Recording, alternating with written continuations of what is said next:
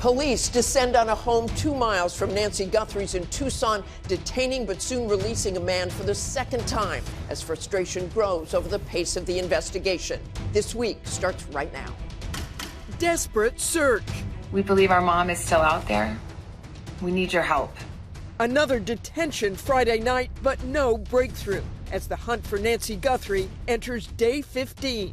Officials releasing chilling doorbell camera footage and asking neighbors for surveillance video. If Nancy's out there, we're going to find her. We're not giving up. With no known person of interest or suspect named, what are law enforcement's next steps? This morning, the latest from ABC's Aaron Katersky, plus analysis from former FBI Special Agent Mary Ellen O'Toole and digital forensics expert Jim Jones. And Ed Smart, the father of kidnapping survivor Elizabeth Smart. Explosive hearing. The American people have a right to know the answers to this. These are senior officials in the Trump administration. This is not a game.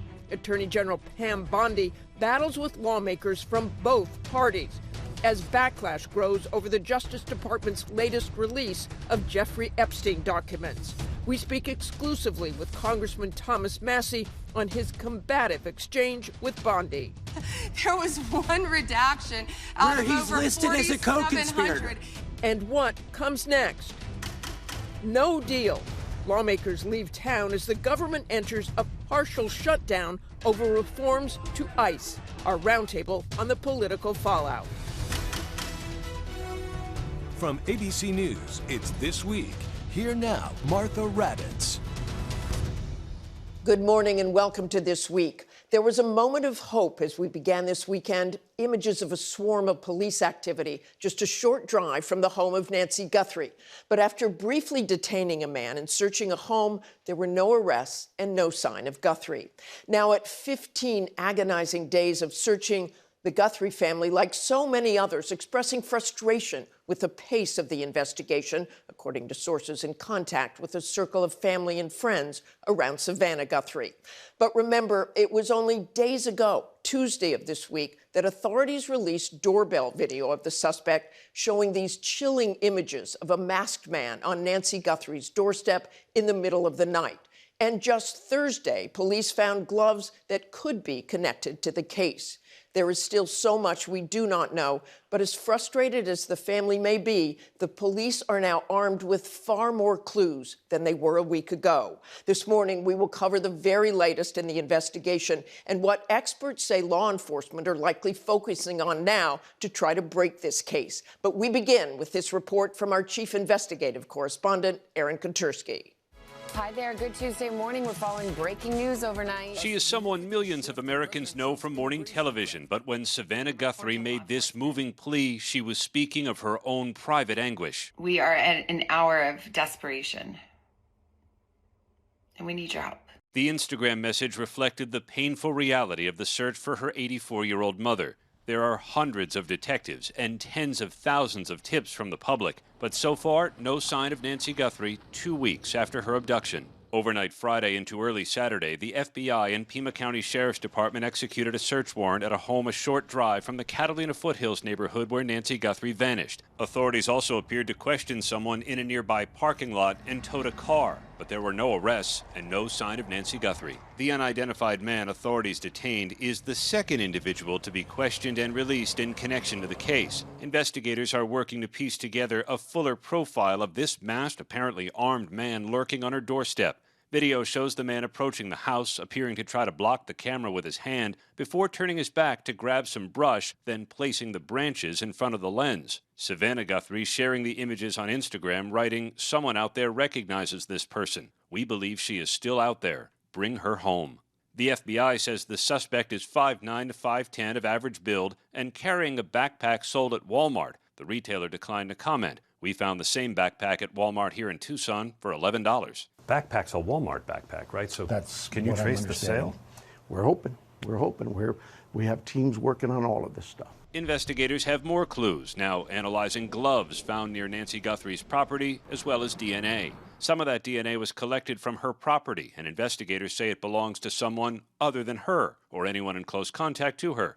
Investigators are working to identify who it belongs to. Other DNA was lifted from gloves found in searches within a few miles of Nancy Guthrie's home. The New York Post capturing these images of law enforcement finding this glove along a desert road. Any DNA back on any of these? Yeah, we've gotten DNA back, and that's why I say, well, they already have the genetic markers of those that we think had access to the home, rightfully so, the family, the landscapers, the pool guy. Anything useful come back that you know? Well, you've got DNA, so that's of use. Now we have to go through and try to eliminate people or make people. You know, we're so hopeful that we're getting closer. We just believe that. 2 weeks on, Pima County Sheriff Chris Nanos told us there is no let-up. 400 cops are out there looking for Nancy, 24/7. It's not clear what led to that burst of activity at the subdivision nearby, Martha, but it's only about 2 miles away. So that's just the kind of place where the sheriff has implored residents to check their home security systems for footage of anything suspicious, maybe a vehicle or person, from January 1st, a full month before Nancy Guthrie was taken, to February 2nd, the day after. The sheriff is hoping something was caught on camera that could help, Martha. Of course, all of us are, Aaron. And let me ask you this. What are investigators hoping to do in the coming days as this search continues? The sheriff said investigators are going to come back to the house with more measuring tools. They would like to build out a more substantial profile of the suspect. They've estimated his height, 5'9" or 5'10". Now they'd like to try and guess his weight, maybe his shoe size, just to give the public something more to go on, maybe focus the tips that have been coming in. Okay, thanks, Aaron Katersky in Tucson. Thank you. I'm joined now by two experts on how law enforcement approaches these kinds of investigations. Former FBI profiler Mary Ellen O'Toole, the Forensic Science Program Director at George Mason University, and Jim Jones, the Digital Forensics Program Director, also at George Mason. Good morning to you both. Mary Ellen, I want to start with you. You just heard Aaron's report there. You just heard what happened on Friday with a suspicious person was pulled over. That turned out to be nothing. I know you also worked on the Elizabeth Smart kidnapping. Her father is joining us soon. But when you look at this case and where we are and the growing frustration, do you feel there were any missteps? One of the issues in the case that is concerning, and I don't want to call it a misstep because it does happen in other cases, is the crime scene itself. The crime scene was released, and then they came in again, then it was released again. And the problem with that is that you can compromise forensic evidence. Forensic evidence can be very fragile to begin with. And so when you open and then close a crime scene like that, it can be compromised. So there could be footprints or something like that? There could be footprints. There could be evidence that was there originally, and then somebody else touched it, so now it's compromised. So that could be problematic once they get to court and they have to present it, but it could also delay identifying somebody. And from what they have already recovered, they found these gloves. They may or may not be connected in any way, although you can't imagine there are too many gloves in that warm climate. So what do you think is going on now, and what will they have with that? Well, with the gloves, they're looking for, obviously, for forensics, specifically the DNA. And that's something that is obtainable with those gloves. So they're going back and they're looking for more forensics, with DNA being the gold standard. But would they have to? Would the person have to be in a database, a DNA database? Not necessarily. CODIS is our database, and that's the one that all the states contribute to. And if you're arrested, your DNA is in the database. However, there are other methods, and that one of them can be forensic genetic genealogy. Unfortunately, that takes a while to be able to use that. Okay, Jim, and specifically that doorbell video cam. She didn't have a description. Google managed to find that anyway. It took them a while. It's an intense process. How do they do that? What happens with the cameras is they record the imagery no matter what, and assuming the camera is activated, which this one was, the data, the imagery goes up to the Google Cloud. Whether you have a subscription or not, that's irrelevant. The subscription determines how long the data is kept. And so in this case, the data was uploaded to the cloud. She didn't have a subscription. It was put in the queue to be deleted. And it was somewhere during that deletion process that they were able to recover the data. So deleting a file doesn't actually get rid of the data, just marks it for overwriting later. They were able to go to those servers, to that storage, and find the remnant pieces of the video. And what we saw of him pulling down the camera or trying to cover up that camera, did it make any difference that the camera was pulled down? There's nothing in the camera itself, is there? That's accurate. Likely did not have any impact on it. The camera itself stores a very small amount of video if it's actively connected to Wi-Fi. If it loses Wi-Fi, it'll hold up to maybe an hour worth of clips, but it won't transmit them until it gets Wi-Fi back. So taking the camera off, it probably was still trying to record at that time, and then later couldn't upload, and so the data never made it to Google. And Mary Ellen, the backpack, they also have identified where this backpack was sold. You heard Aaron there at Walmart, $11. How big is that database to find how many people have purchased that? I assume they're going online, they're going store to store. It's huge. And that will take a while because there's so many stores in Arizona.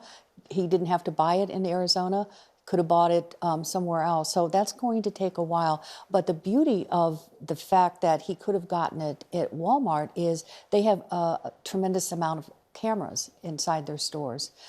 So once they narrow that down to possibly one store, maybe in the area, then they can go back and they can look at the cameras and they can actually see the day that the person on that day, that video would be preserved. And Jim, I want to ask you about the timeline. So we see this guy go to the door. Do we have any idea whether that was right before he may have pounded on the door? We've seen that there was I believe, no forced entry as far as we know. So is it likely that he went back to the car, took off the mask, tried to knock on the door? I know you're speculating there, but in terms of that timeline, what we know and what we don't know. Yeah, the best public information shows that the camera was disconnected around 1:45-ish a.m. Around 2:30, her pacemaker stopped connecting to the Apple Watch. So that's probably when she physically left the premises. So there's about a 45-minute window from the camera stops recording to she leaves the premises. We don't know if he entered immediately or if he entered 5 minutes before she left. And Marilyn, I just want to close with you. How frustrated should people be at this point, or is this normal? Unfortunately, this is normal. These cases are not easy to resolve, even with technology. And what they're depending on now, in part, large part, is for somebody to come forward and say, that's my husband, that's my brother, that's my next door neighbor. And it doesn't appear anybody's done that yet, so Not we'll yet. hope. Thanks to both of you, I appreciate it. Thank you. Thank you. And let's bring in someone who knows well what the Guthrie family is facing right now, Ed Smart, whose daughter Elizabeth was abducted from their Salt Lake City home in 2002 at the age of 14. She was held captive for 9 months before her rescue. Thanks so much for joining us this morning, Ed. You have been in this excruciating position of waiting while they're looking for your loved one. This is apparently very frustrating right now, 2 weeks for the Guthrie family, for so many people. Absolutely.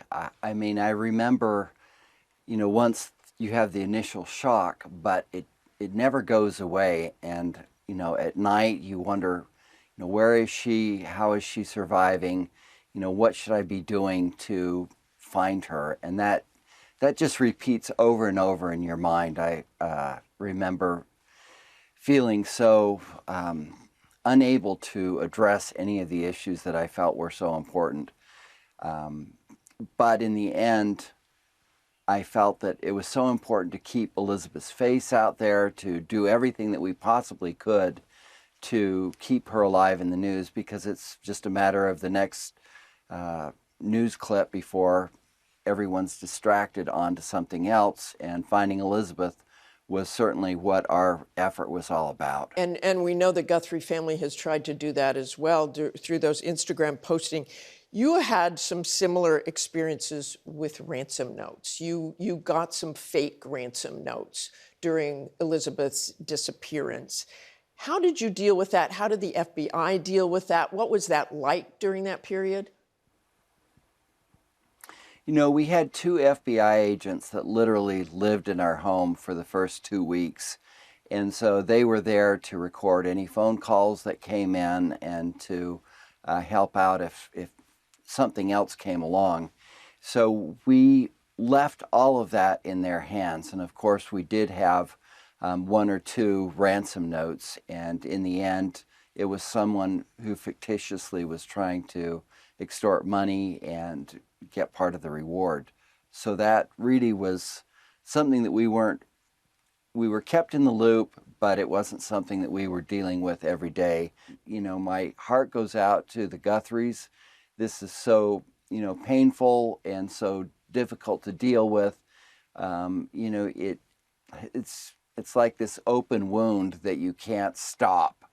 And so trying to find Nancy and try to get people that might have seen something to call in, because you know, a lot of people will see something happen and not, oh, well, that's not of any consequence, but it may be the answer to bring this all to a head. And certainly that was the way it went for us. I mean, it went on for months that way, and we were on this emotional roller coaster. And I think that one of the things that really helped us was the support that we had from the community. We had so many people volunteer to help in the search. You know, there were thousands and thousands of tips that came in, and certainly the people even kept coming back for the search. And that gave us great hope that, you know, we are going to find Elizabeth. And fortunately, we were able to have her come back to us.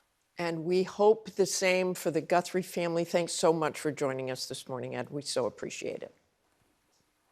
You bet. And up next, the wildly contentious hearing on the Epstein files with Attorney General Pam Bondi attacking lawmakers on both sides of the aisle. I'll speak with GOP Congressman Thomas Massie, who faced some of Bondi's attacks. We're back in 2 minutes. Please raise your hands if you have still not been able to meet with this Department of Justice.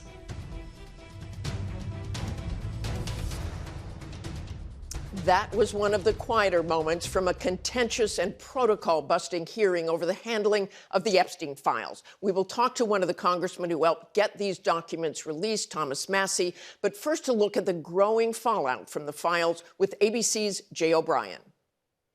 A combative hearing on Capitol Hill this week spiraling out of control. Shame on you. Oh, for goodness sakes. You're this from is a tiny, pathetic. beautiful This is state. pathetic, Mr. Chair. Attorney General Pam Bondi facing off against the House Judiciary Committee over the Department of Justice's handling of the release of more than 3 million pages of records tied to convicted sex offender Jeffrey Epstein.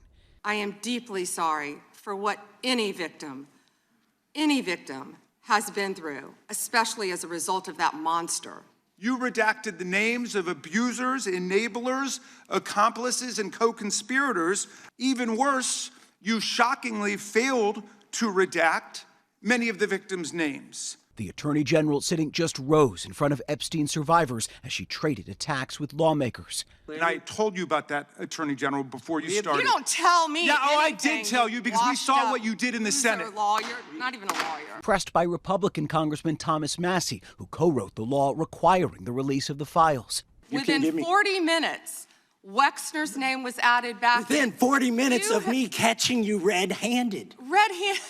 There was one redaction out of he's over listed as a co-conspirator. 4,700, and we invited you in. This guy has Trump derangement syndrome. He needs to get. You're a failed politician. A legal representative for Les Wexner telling ABC News the assistant U.S. attorney told Mr. Wexner's legal counsel in 2019 that Mr. Wexner was neither a co-conspirator nor target in any respect. Afterwards, some of the Epstein survivors responding to Bondi's refusal to face them directly.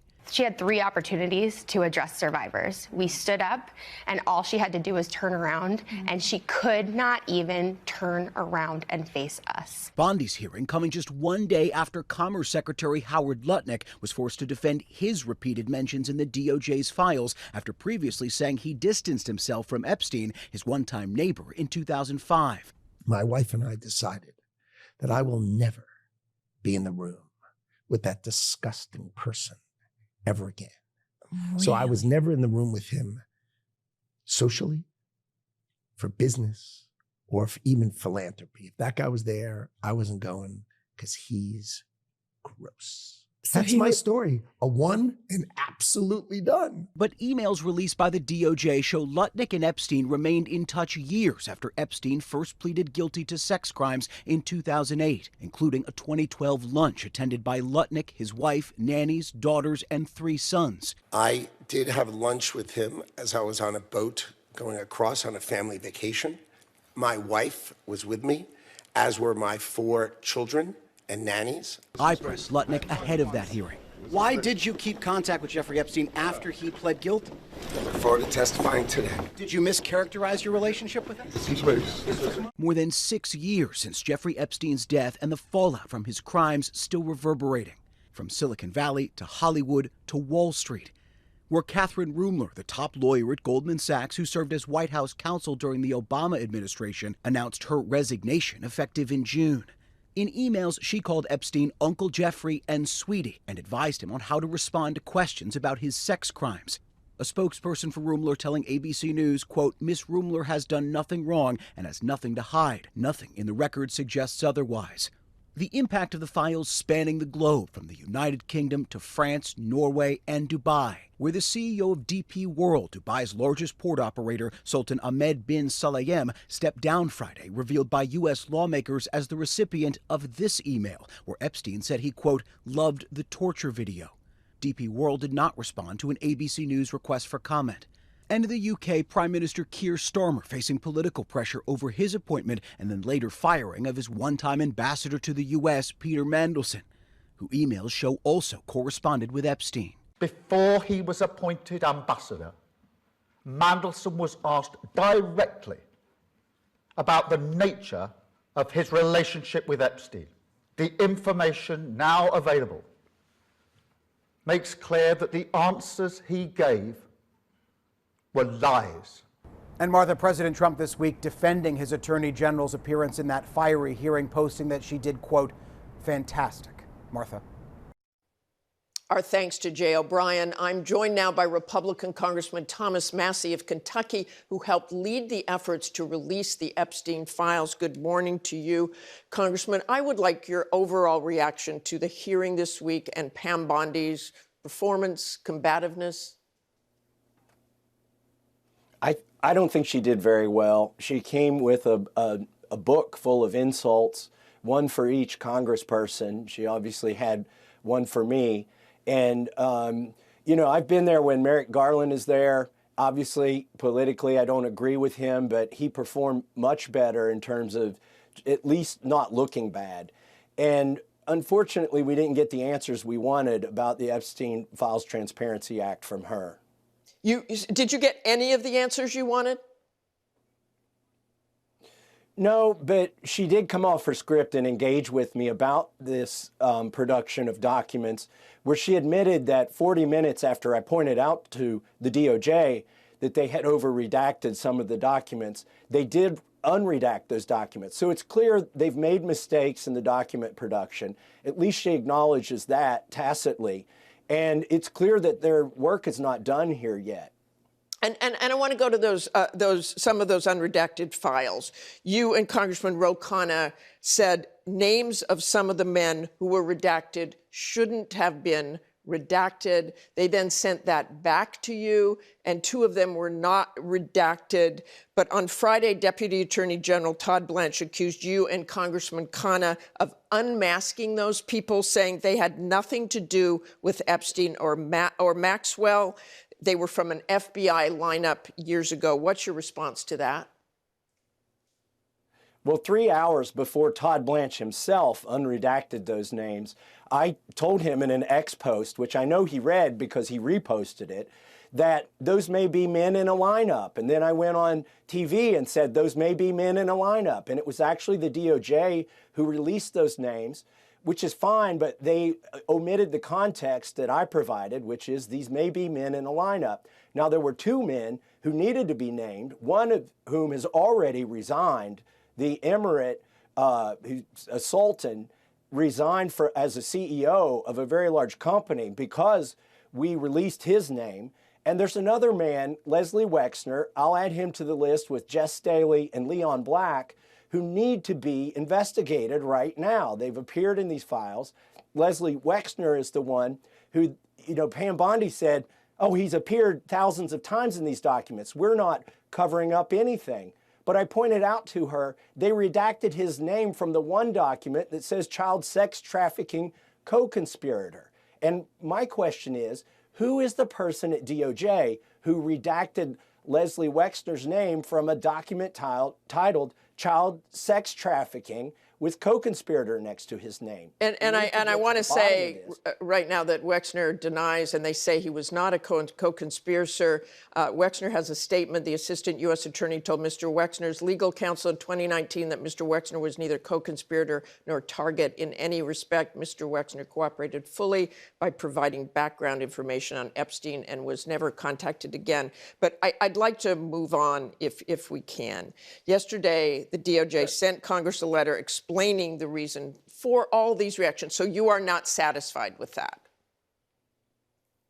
No, they're citing deliberative process privilege in order not to release some of the documents. The problem with that is the bill that Ro Khanna and I wrote says that they must release internal memos and notes and emails about their decisions on whether to prosecute or not prosecute, whether to investigate or not investigate.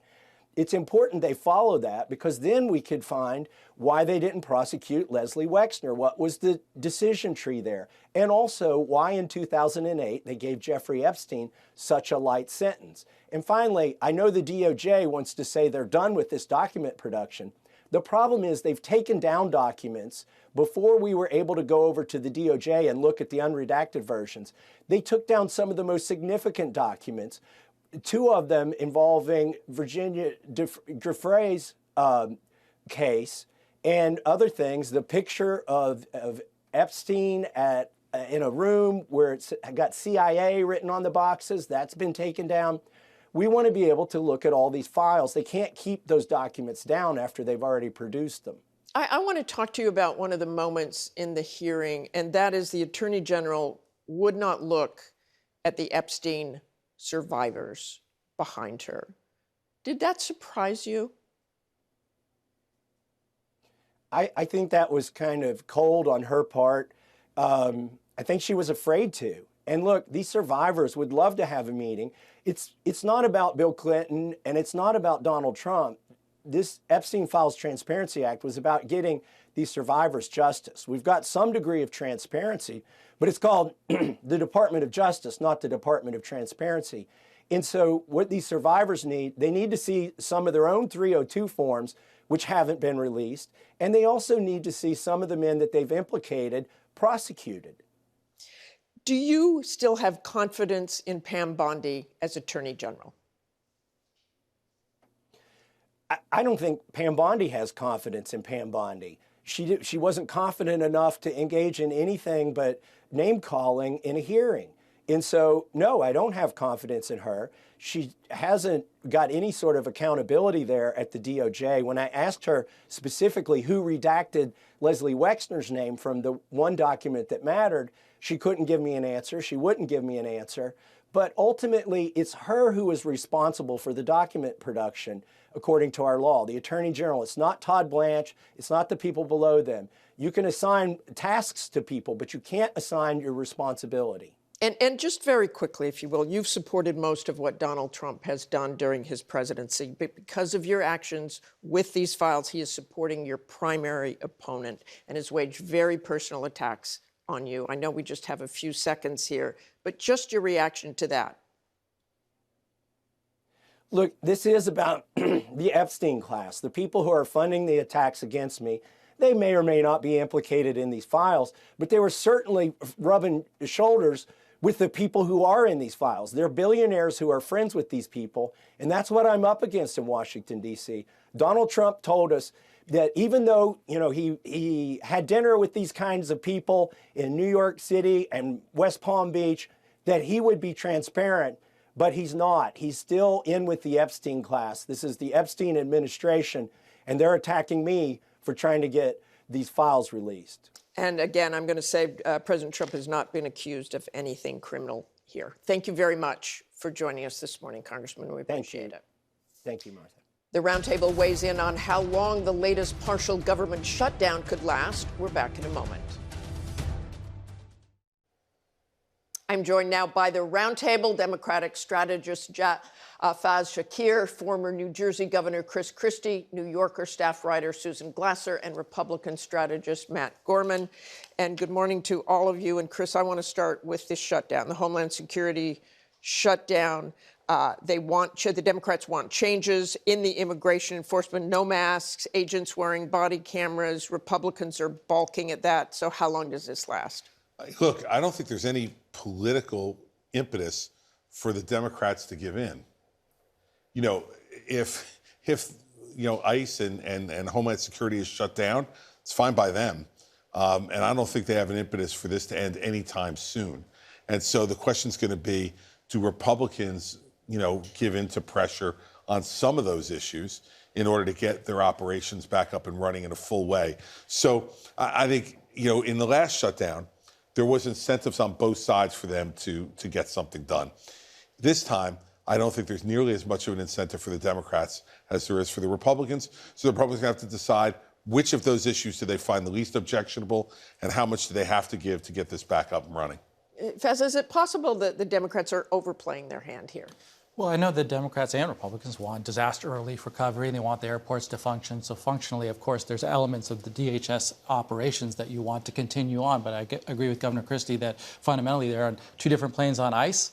The big whale that right now isn't being fought over that I think is the next Congress's major obstacle is $75 billion was given to ICE. They had opportunities to increase the staffing by 10,000 people. That's out of control. When you're cutting Medicaid and you're cutting food stamps, why are we giving that much to one agency? The Democrats can't win that fight right now, but they have to tee it up for the next Congress such that put us in charge and we can do this. And Susan, we just saw Tom Homan there. The borders are Tom Homan. Operation Metro Surge is coming to an end. Yeah, I think this is a really clear marker of overreach on the part of the administration. It's really remarkable to have seen that actually it was the horrible video images we saw from Minnesota, the killings. The death of Alex Preddy and Renee. Exactly, but also hundreds of everyday Minnesotans in the streets reacting, pushing back in a way that it appears the Trump administration had to do something that Donald Trump never does, which is to retreat, to push back. So one, are they going to apply this template of surging thousands of armed mass federal agents into other cities? That's one question. The other question is, are Democrats going to lose some of the momentum as a result of the backlash to this, and will that affect this shutdown debate here in Washington? And what do you think, Matt? A new AP NORC poll found 62% of Americans think the deployments of immigration agents to U.S. cities have gone too far. 60% now have an unfavorable view of ICE. So could it be in the administration's favor to stop that or to limit those? And it seemed like in President Trump's Super Bowl interview, he seemed to talk about a lighter touch on some of these things, didn't talk Softer about... touch, yeah. One of the things I was really surprised about was the fact that Democrats took this 2-week stopgap back a couple weeks ago, that Thune offer, right? 3 weeks ago, this was a red-hot issue, and it broke through in a way that to normal voters, in a way that a lot of Washington stories don't. And I was surprised. Look, 2 weeks is an eternity, especially in the Trump era of the media cycle. So, look, we're going into a shutdown. ICE is already funded through the Big Beautiful Bill, and they're without an end game for Democrats. They have less leverage than they did 3 weeks ago when it was a red-hot story. So I think this is going to end in a lot of ways like the last shutdown ended when, to Faz's point, the TSA starts having reverberations around spring break vacation. It starts affecting real folks. Not so much is supposed to be happening right now because of the budget. Yeah, well, exactly. One of the things that did change in those 2 weeks is that you had Republicans peeling off from Donald Trump increasingly, and of course on the recent tariffs vote on Canada, and I think you're going to see more of it, certainly on Epstein, much more criticism of Trump. I would argue that politically you have a more likely possibility as we're moving into this period of time that there are Republicans who want to peel off from Trump. And I think, too, one real quick, a lot of those lists of things, body cameras, etc., a lot of Republicans are in favor of it. I think they're just not willing to use the government shutdown as a maneuver on it. And Chris, I want to change to a big story this week, and that was Mark Kelly and the others. A grand jury, Mark Kelly, they tried to get criminal charges against him and others for the video, a reminder, the video where they lawmakers reminded veterans, or active duty military rather, that they do not have to follow illegal orders. That was it. That was the video. And they don't have to follow illegal orders. What's your reaction to that? They tried to get the grand jury to indict. Grand juries almost always indict. They didn't this time. Well, I want to put a couple things in perspective. Having done the job of U.S. Attorney for 7 years, in 7 years that I was U.S. Attorney in New Jersey, and we were the third most productive district out of 93 in the country during those 7 years, so we brought a lot of cases. We never once, not once in 7 years, were no-billed by a grand jury. Not once. So to try, people overwhelming majority are always no, because the prosecution just unanimity. We never got no-billed, right? So why is that? This false idea that grand juries, you can indict a ham sandwich. It's not true, and the Trump administration is proving that. They're putting a bunch of ham sandwiches up there, and the grand juries are not indicting them. The fact is that the previous Justice Departments, before this one, took very seriously bringing charges to a grand jury and asking to indict a fellow American. And what you're seeing now is absolutely the destruction of the credibility of the Justice Department with our judicial system. Judges are not giving the benefit of the doubt anymore to assistant U.S. attorneys when they come into court, and worse yet, with the public. And so the damage that gets done here by this just pure vendetta prosecution is long-term and is going to be very, very difficult to fix over the course of the next decade. And Susan, also the military, Pete Hegseth, went after Mark Kelly specifically as well, trying to reduce his rank in retirement, reduce his pay in requirement. But we had a Republican-appointed federal judge temporarily blocking Hegseth from punishing the senator, and he ripped into Pete Hegseth, saying basically he was trampling Kelly's First Amendment rights. Rather than trying to shrink the First Amendment liberties of retired service members, he said Secretary Hegseth and his fellow defendants might reflect and be grateful for the wisdom and expertise, and the statement goes on.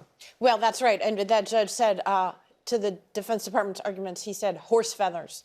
But I think, in a way, this remarkable thing of everyday Americans saying no to one of the excesses of the Trump administration, it shouldn't obscure the fact that I think a very significant line has been crossed by the administration here. There's only been one time in American history that a member of Congress was sent to jail for speech, and for speech criticizing a president of the United States. That was in 1798, okay? And that was because of the Alien and Sedition Acts, which, of course, have been repealed and repudiated. That's not the modern world we live in of the First Amendment, which protects not only your and my right to criticize the president of the United States, but certainly members of Congress who also have the speech or debate clause of the Constitution. And I just think that we need to take a breath and realize that Donald Trump this week instructed his Justice Department to throw U.S. senators and House members in jail for the crime of criticizing him implicitly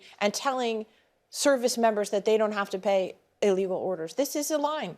I gotta get your reaction to that. Yeah, look, I don't see the Hegseth or Republicans stopping from going on offense. I think they see themselves as they can win a fight along their base on this. But on the other end of this, both sides actually benefit from this fight because Kelly was somebody in the 2024 VP search, had no presence or personality. Suddenly he's been elevated. He has something to talk about and has a signature issue that he can own for the future as well. And just a final thought on that.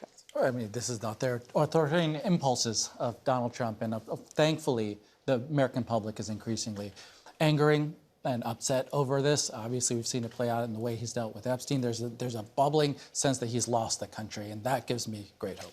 Okay, thanks to all of you. We're going to be right back with the War on the Roundtable and a report on a critical change by the EPA on how the U.S. addresses climate change. Stay with us. Under President Trump's leadership today, the Trump EPA has finalized the single largest act of deregulation in the history of the United States of America. Referred to by some as the holy grail of federal regulatory overreach, the 2009 Obama EPA endangerment finding is now eliminated. That was Environmental Protection Agency Administrator Lee Zeldin announcing that the Trump administration is eliminating the landmark finding, allowing the federal government to regulate climate change. Chief White House correspondent Mary Bruce reports on the fallout.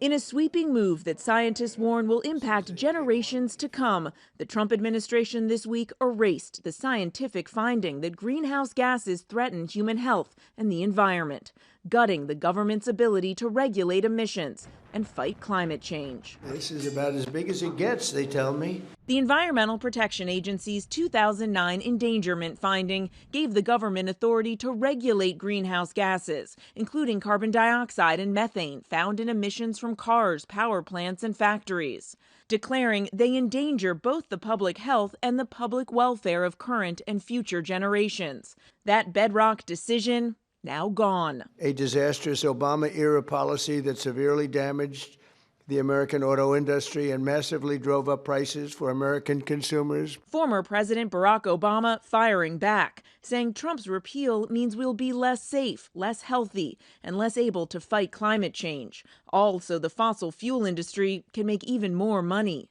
But the White House touting this as the largest deregulation in U.S. history, claiming it will save over $1 trillion by eliminating emission standards for cars and trucks and paving the way for rollbacks for power plants and oil and gas refineries. What that means is lower prices, more choices, and an end of heavy-handed climate policies.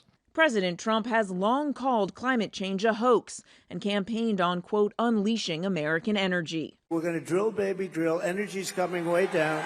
And on Inauguration Day, Trump signing an executive order directing his EPA to assess whether the regulation should be kept in place. Is this a decision based on science? No, this is definitely not a decision based on science.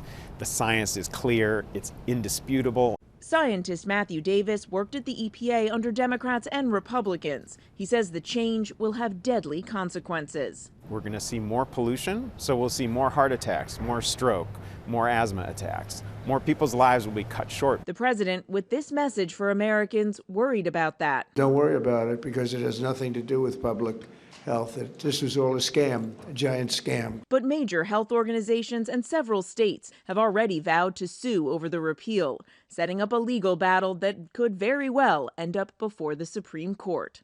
For This Week, Mary Bruce, ABC News, the White House.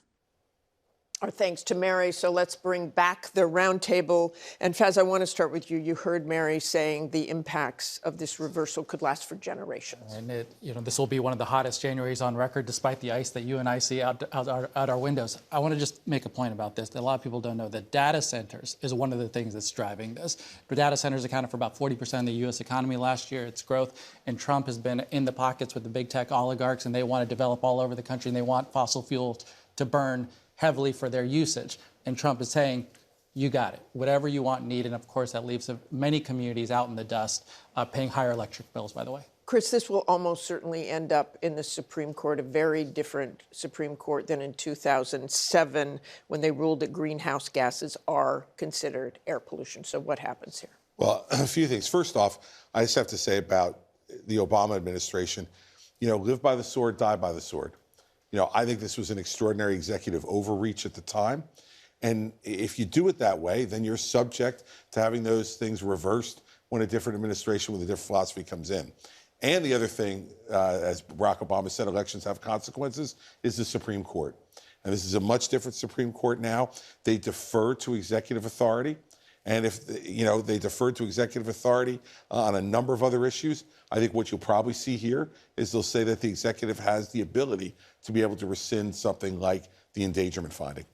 And Matt, is this something you believe Americans really want to see happen? We don't really have any polling on that, but that has been our life for a very long time, and understanding that the climate is changing. Well, look, I think the climate change movement's at a nadir we haven't seen in the last 30 years or so. I mean, I think a lot of factors contributed to that. The Washington Post wrote about this back in November 2025.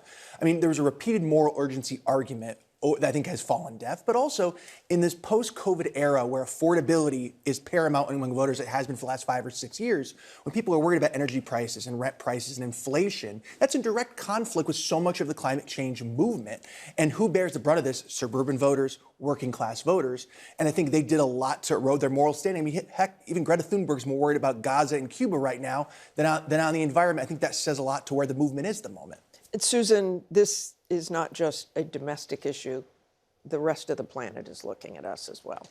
Yeah, well, that's right. I mean, on so many issues, you have the Trump administration sort of standing atop history, saying enough, let's roll it back. And I think Trump in area after area is sort of saying, I want to undo many of what he sees as progressive gains over the last few years. The U.S. has sort of abdicated any possible leadership role. The interesting question, of course, is, what does it mean for the rest of the world? We don't live on the planet alone here. And I think our friends and neighbors are saying, well, first of all, can you trust America's word on anything? Because every 4 years or 8 years, we're wildly veering back and forth between Barack Obama. You'll remember in the post-COVID, bill that was passed by Congress was touted as the largest green energy package ever in American history. Here we are just a few years later trying to undo all of that. Martha, I'll tell you I got about 10 seconds, Chris. I'll tell you this. China's not worried about it.